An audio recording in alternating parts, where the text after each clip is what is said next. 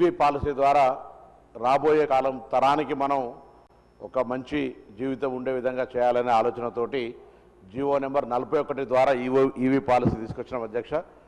దానికంటే ముందున్నటువంటి వాహనాల సంఖ్యను మించి దాదాపు 1,00,000 వాహనాలు ఈ సంవత్సర కాలం లోపల ఈవీ వాహనాలు అమ్ముడుపోయినటువంటి మాట ఈ సందర్భంగా గౌరవ సభ్యులందరికీ తెలియజేయడం జరుగుతోంది.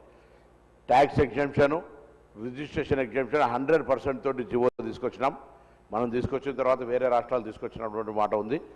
ఈరోజు ఈవీకి సంబంధించినటువంటి మార్పులు అంటే వాటి యొక్క వాహనాలు గతంలో 150 కిలోమీటర్లకు ఉన్నటువంటి వాహనాల ఛార్జింగ్ ఉండేనో ఇప్పుడు 500 కిలోమీటర్స్ దాకా కూడా ఛార్జ్ అయ్యేటువంటి బ్యాటరీ కెపాసిటీ వచ్చింది.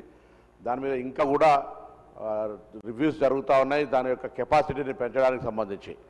తర్వాత ఛార్జింగ్ స్టేషన్స్కు సంబంధించి కూడా గతంలో కంటే ఆర్టీసీతో పాటుగా ప్రభుత్వంతో సహా అనేక కార్యాలయాలు కానీ విద్యాలయాలు కానీ గేటెడ్ కమ్యూనిటీల్లో కూడా ఛార్జింగ్ స్టేషన్స్కు ఏర్పాటు చేసే విధంగా కొన్ని చర్యలు తీసుకోబడుతున్నాయి అధ్యక్ష.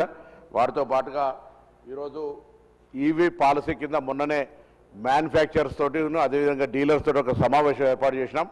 అందులో కొంత ప్రోత్సాహకరంగా ప్రభుత్వం నుంచి దాదాపు 900 కోట్ల రూపాయల ట్యాక్స్ నష్టపోయినప్పటికీ ఒకటే సంవత్సరం ఎక్కడ కూడా ప్రభుత్వం కాంప్రమైజ్ కాకుండా 900 కోట్ల రూపాయల నష్టం జరిగినప్పటికీ కూడా ఈవీ పాలసీని కంటిన్యూ చేస్తూ వాళ్ళందరితోటి ఒక సమావేశం ఏర్పాటు చేసి ప్రభుత్వ ఉద్యోగులకు తెలంగాణ రాష్ట్ర ప్రభుత్వ ఉద్యోగులందరికీ ఈవీ వాహనాలు కొంటే ఒక 20% ఎగ్జంప్షన్. ఎందుకంటే మేము వాళ్ళ సేల్స్ గణనీయంగా ఇంప్రూవ్ అయింది.